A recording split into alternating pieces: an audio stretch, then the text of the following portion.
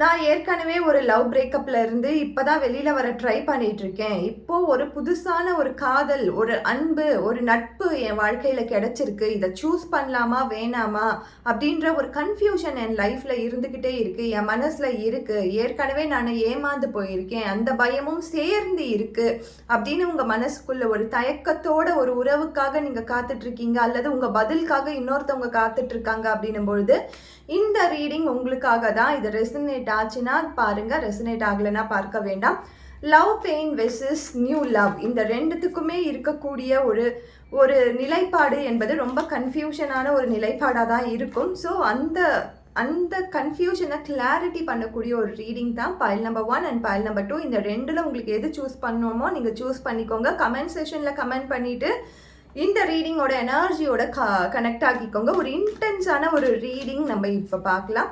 So pile number 1 நினச்சவங்களுக்காக, நீங்கள் already ஒரு பெயினில் இருக்கீங்க. அந்த வலி இன்னுமே உங்களுக்கு தீரவே இல்லை. அந்த வலியிலேருந்து நீங்கள் இன்னுமே வெளியில் வரவே இல்லை. ஆனாலும் ஒரு புதிய உறவு உங்களுக்காக காத்துட்ருக்கு. இந்த உறவு உங்களுக்கு ஏற்றுக்கிறதுக்கான மனநிலையும் இல்லாமல் இருக்கீங்க, விடுறதுக்கான மனநிலையும் இல்லாமல் இருக்கீங்க. அப்படின்னும் பொழுது இந்த பிரபஞ்சம் உங்களுக்காக சொல்லக்கூடிய வழிகாட்டுதல் என்னன்னு நம்ம பார்ப்போம். ஸோ பைல் நம்பர் 1 நினச்சவங்களுக்கான ரீடிங்ஸ் என்ன வருது அப்படின்னு நம்ம பார்த்தோன்னா, ஸோ இதில் நிறையா நம்மளுக்கு மேஜர் கார்ட்ஸ் வந்திருக்கு. மேஜர் கார்ட்ஸை ஃபஸ்ட்டு பார்த்துடலாம். So wheel of fortune, the emperor வந்திருக்காங்க. ஸோ இப்போ ஆல்ரெடி நீங்கள் இருந்த பர்சன் வந்து உங்களை ரொம்ப டாமினேட் பண்ணியிருப்பாங்க. ஆல்ரெடி நீங்கள் இருந்த காதலில் நீங்கள் ரொம்ப சுருக்கப்பட்டு இருந்திருப்பீங்க. உங்கள் இமோஷன்ஸை வெளியில் காட்ட முடியாத ஒரு பர்சனாக இருந்திருப்பீங்க. நீங்கள் நினச்சிருப்பீங்க இந்த பர்சன் கூட நம்ம ஒரு அழகான லாங் டேர்மான ரிலேஷன்ஷிப்பை உருவாக்க போகிறோம் அப்படின்னு நினச்சிருப்பீங்க. ஆனால் காலம் போக போக தான் உங்களுக்கு புரிய வந்திருக்கோம், இந்த பர்டிகுலர் எக்ஸ் அப்படின்றவங்க வந்து உங்களுக்கு ரொம்ப வந்து சிறை மாதிரி, ஒரு ஜெயில் மாதிரி ஒரு சுச்சுவேஷனை உங்கள் லைஃப்பில் க்ரியேட் பண்ணியிருப்பாங்க. நீங்களே உங்கள் வாழ்க்கையில் கைதி மாதிரி ஆயிருப்பீங்க. நீங்கள் யாருன்னே தெரியாத ஒரு சூழ்நிலைக்கு மாறி இருப்பீங்க. அன்பு, காதல் அப்படின்ற பேரில் உங்களுக்கு ஒரு அடிமைத்தனமான ஒரு வாழ்க்கைக்குள்ளே தான் நீங்கள் இருந்திருப்பீங்க. ஸோ அதை தான் வந்து இந்த கார்டு ரெப்ரசன்ட் பண்ணுது. உங்களுக்கு விக்ட்ரி கிடைக்கும் அப்படின்னு நினச்ச இடத்துல வந்து தோல்வி தான் கிடைச்சிருக்கும். ஸோ அந்த காதல் வாழ்க்கை என்பது நீங்கள் நினச்சிருப்பீங்க செக்யூரிட்டி கொடுக்கக்கூடிய ஒரு காதல் வாழ்க்கையாக எனக்கு அமைய போகுது. இந்த காதல் வாழ்க்கையில் என்ன பர்சன் வந்து என்னுடைய எக்ஸ் வந்து எனக்கு செக்யூர்டான ஒரு லைஃப்பை கொடுக்க போகிறாங்க, ஒரு அன்பை கொடுக்க போகிறாங்க அப்படின்லாம் நினச்சிருப்பீங்க. ஆனால் இது எல்லாமே மாறி உங்களுக்கு வந்து காயங்கள் மட்டும்தான் கிடைச்சிருக்கும். தூங்கும் போது வெறும் உங்களுக்கு பய உணர்வோட தான் அந்த தூக்கமே இருந்திருக்கும். அவங்க சொல்கிறத நீங்கள் பண்ணாமல் போனீங்கன்னா அதை வச்சு த்ரெடன் பண்ணுவாங்க. நான் வந்து உன்னை விட்டுட்டு போயிடுவேன், இனி எனக்கு இதை பண்ணு அப்படின்ற அந்த கட்டளை ஆர்டர்ஸ் போடுற நிலையில தான் உங்கள் பர்சன் உங்களுக்கு கூட இருந்திருப்பாங்க. அதில் நீங்கள் என்னதான் முயற்சி பண்ணி சந்தோஷமாக இருக்கிறதுக்கு நினச்சாலும் அந்த சந்தோஷம் என்பது ஒரு நிலைப்பாடுக்குள்ளே தான் இருக்கும். ரொம்ப அதை தாண்டி இப்போல்லாம் சொல்கிறாங்க இல்லையா, டாக்ஸிக் ரிலேஷன்ஷிப், நார்சிஸ்டிக் கேரக்டர்ஸ், அது எல்லாத்தோட மொத்த உருவமாக உங்கள் காதல் வாழ்க்கை உங்கள் கண்ணு முன்னாடி இருந்திருக்கும். இந்த பர்சன் உங்களுக்கு வந்து ஒரு பிளான் பண்ணி கொடுத்துருப்பாங்க. உங்கள் வாழ்க்கையை நீங்கள் இப்படி தான் வாழணும் அப்படின்னு சொல்லி அந்த ஃப்ரீடம் அப்படின்ற ஒன்று இருந்திருக்கு. அது ரொம்ப ஆர்கனைஸ்டாக வச்சுக்கணும்னு சொல்லி அவங்களுடைய தாட்ஸ், அவங்களுடைய அந்த அந்த 80களில் இருக்கக்கூடிய தாட்ஸ், 90களில் இருக்கக்கூடிய தாட்ஸ் அவங்க மேலே திணிச்சிருப்பாங்க. நீ இப்படி தான் இருக்கணும், இப்படி தான் ட்ரெஸ் பண்ணணும், இப்படி தான் பேசணும் அப்படின்ற அந்த கோட்பாடுக்குள்ளே கொண்டு வந்திருப்பாங்க. ஸோ இது எல்லாமே நீங்கள் பார்த்துருப்பீங்க.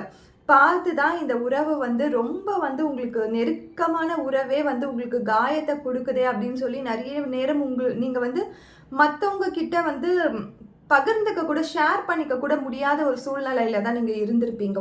உங்கள் ஃப்ரெண்ட்ஸ் கிட்ட போய் சொல்ல முடியாத ஒரு சூழ்நிலை. ஏன்னா இந்த வாழ்க்கையை நீங்கள் தான் அமைச்சிருக்கீங்க. இந்த வாழ்க்கை வேணும்னு சொல்லி நீங்கள் தான் அடம்பிடிச்சு இந்த பர்சனை லவ் பண்ணியிருக்கீங்க. ஸோ இந்த மாதிரி சூழ்நிலையிலிருந்து தான் இப்போ வெளியில் வந்திருக்கீங்க. உங்களுக்கான ஃப்ரீடம் கிடைக்கக்கூடிய காலகட்டம் இதுதான்.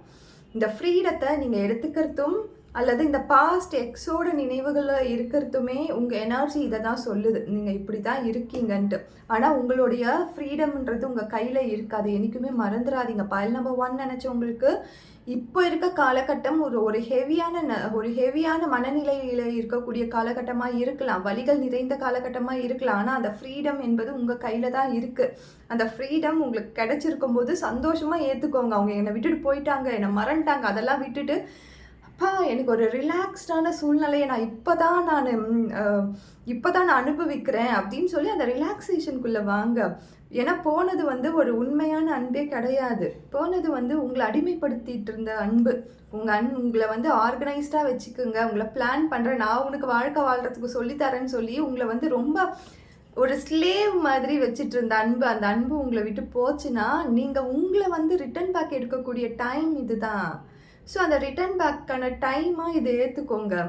அதை விட்டுட்டு நான் அழுதுட்டுருக்கேன், என்னால் இதையும் சூஸ் பண்ண முடியல, இதையும் சூஸ் பண்ண முடியல அப்படின்னு சொல்லி நீங்கள் உங்களையே கன்ஃபியூஸ் பண்ணிக்காதீங்க.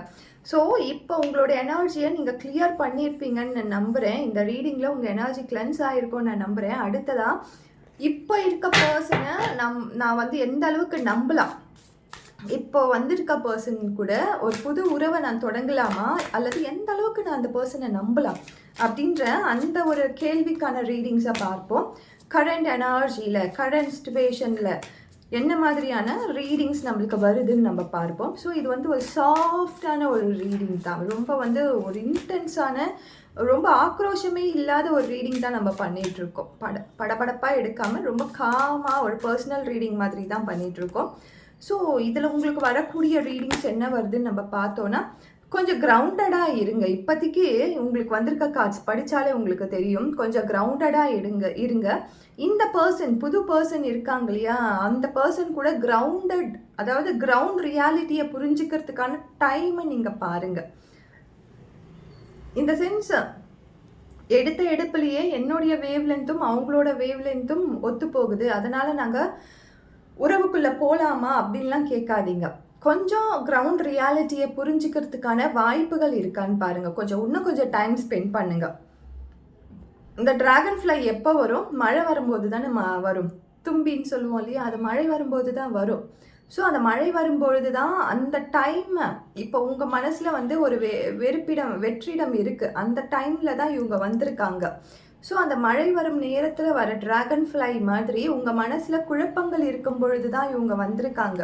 ஸோ வந்த உடனேவே வந்து நம்ம எப்பயுமே காயத்தில் இருக்கும் பொழுது நம்மளுக்கு சப்போர்ட்டிவாக ஒரு பர்சன் வரும்பொழுது அவங்க சொல்கிறதெல்லாம் நம்மளுக்கு உண்மை மாதிரியே தெரியும், அவங்கள நம்பலாம் அப்படின்னு தோணும். இவங்க நம்மளை ஏமாற்றிட்டு போயிட்டாங்க, அதனால் இவங்க கிட்ட வந்து நம்ம புலம்பலாம், சொல்லலாம், இவங்கள நம்பலாம், இவங்க ரொம்ப நல்லவங்க அப்படின்லாம் தோணும். நம்மளாம் ஆஸ் ஏ ஹியூமன் எல்லோருக்கும் நடக்கிற விஷயம்தான், அது வந்து உங்களுக்கு தப்பு கிடையாது. ஆனாலும் அந்த கிரவுண்டடான ரியாலிட்டியை புரிஞ்சுக்கிட்டு உங்களை நீங்கள் மேம்படுத்திக்கோங்க. இன்னும் கொஞ்சம் டைம் கொடுங்க. சீக்கிரமாக அவசரப்பட்டு இந்த பர்சன் தான் அப்படின்னு சொல்லி இந்த ஃப்யூச்சரில் இருக்கக்கூடிய பர்சனை வந்து முடிவு பண்ணாதீங்க. இன்னும் கொஞ்சம் டைம் போட்டோம், இன்னும் கொஞ்சம் நாள் ஆகட்டும், அதுக்கப்புறமா முடிவெடுங்க. பைல் 1 நினச்சவங்களுக்கு ரொம்ப அழகான ரீடிங்ஸ் வந்திருக்கு, நம்ம பார்த்துருக்கோம், புரிஞ்சிருக்கோன்னு நான் நம்புகிறேன். தேங்க்யூ. அடுத்ததாக பைல் நம்பர் 2 நினச்சவங்களுடைய எனர்ஜி எப்படி இருக்குது, ஃபஸ்ட்டு உங்கள் எனர்ஜி எப்படி இருக்குது நம்ம செக் பண்ணிடலாம்.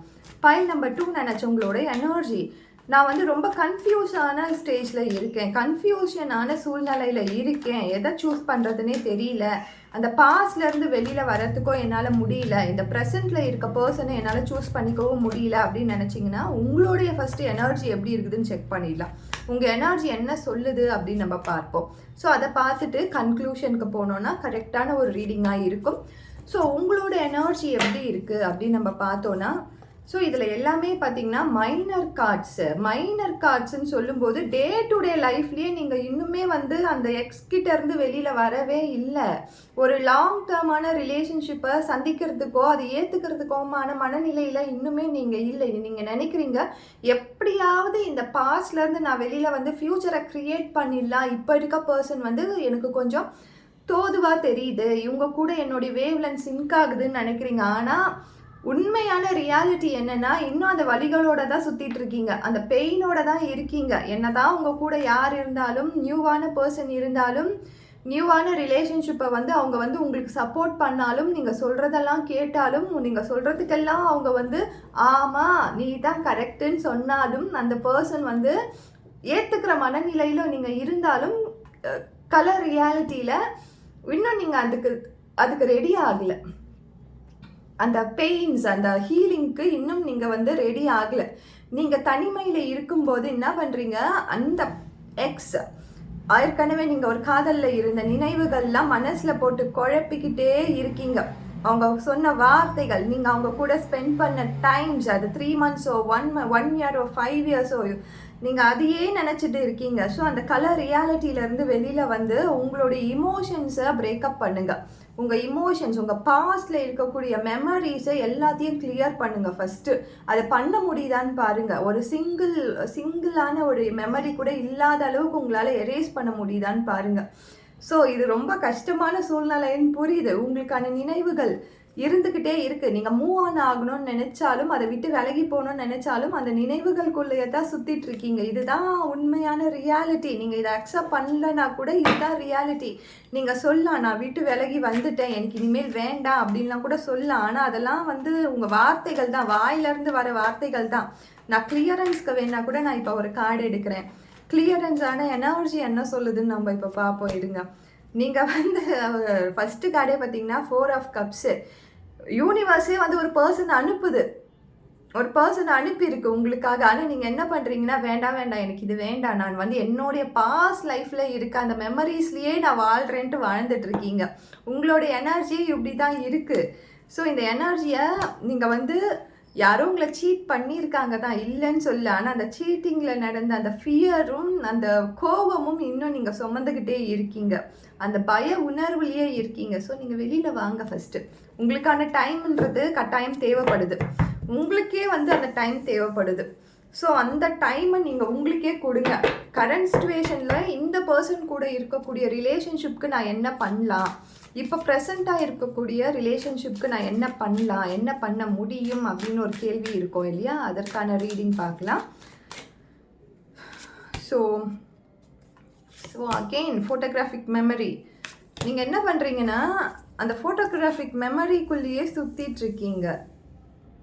நம்மளுக்கு ஆல்ரெடி ரீடிங் வந்த மாதிரி தான். ஸோ அந்த மெமரிஸை நீங்கள் கிளியர் பண்ணுங்கள் ஃபஸ்ட்டு. கிளியர் பண்ணிவிட்டு அந்த பர்சன் கூட இருக்க அடிக்ஷனை கட் பண்ணுங்க. அந்த பர்சன் மேலே வச்சிட்ருக்க அந்த தாட்ஸ், அது எதுவாக வேணாலும் இருக்கும். கோபமாக இருக்கலாம், வருத்தமாக இருக்கலாம், ஒரு விதமான பயமாக இருக்கலாம். அதெல்லாம் விட்டு விலகி வாங்க. நீங்கள் ரன்னராக இருக்கீங்க. ஒரு விஷயத்தை சூஸ் பண்ணாமல் அதை தட்டி கழிக்கிறதுலையே இருக்கீங்க. ஸோ இன்னுமே உங்களுக்கு தான் வந்து அந்த நினைவுகள்லேருந்து வெளியில் வர்றதுக்கான வாய்ப்புகள் பிரபஞ்சம் கொடுத்தாலும் நீங்கள் அதை ஏற்றுக்கவே மாட்டேன்றீங்களே. ஸோ கிளாரிட்டி மறுபடியும் நான் எடுக்கிறேன். இந்த பர்சன் கூட இருக்க ரிலேஷன்ஷிப் எப்படி இருக்க போகுது அப்படின்னு நம்ம பார்க்கலாம். இப்போ ஃப்யூச்சரில் இருக்க பர்சன், இன்னும் நீங்கள் அந்த லவ்க்குள்ளே போல, அந்த பர்சனோட எனர்ஜி கூட நீங்கள் எப்படி இருப்பீங்க, எப்படி இருக்க முடியும், உங்களால் என்ன பண்ணணும் அப்படின்ற அந்த கன்க்ளூஷனுக்கு வரலாம் இந்த ரீடிங்கில். ஸோ நீங்கள் ஃபஸ்ட்டு சேசர், உங்கள் மனசில் இருக்க வந்து பயங்களை விட்டுருங்க.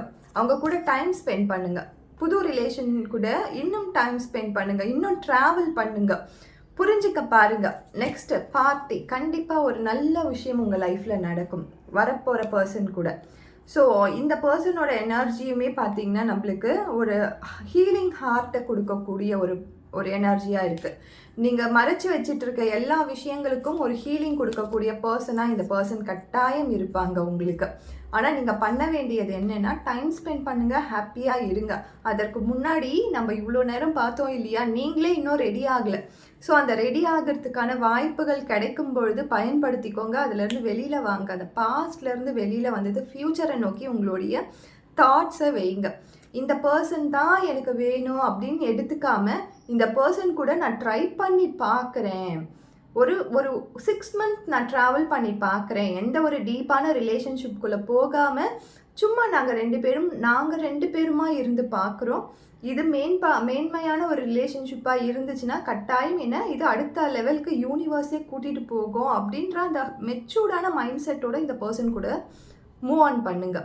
மூவ் ஆன் பண்ணும்பொழுது எந்த ஒரு ஹார்டான ரிலேஷன்ஷிப் பற்றியும் யோசிக்காதீங்க. ஒரு லாங் டேர்மான ரிலேஷன்ஷிப்பை பற்றிலாம் யோசிக்காதீங்க. ஜஸ்ட் இப்போ நான் இருக்கேன், இந்த இடத்துல நான் இதை பண்ணிகிட்ருக்கேன் அப்படின்ற அந்த அவேர்னஸோட பண்ணுங்கள். கட்டாயம் எல்லாருமே நல்லதாகவே நடக்கும். ஒரு புரிதல் வரும் உங்களுக்குள்ளேயே. அந்த புரிதல் உங்களுக்கு அடுத்த கட்ட நகர்வுக்கு உங்களை கூட்டிகிட்டு போகும். Thank you so much.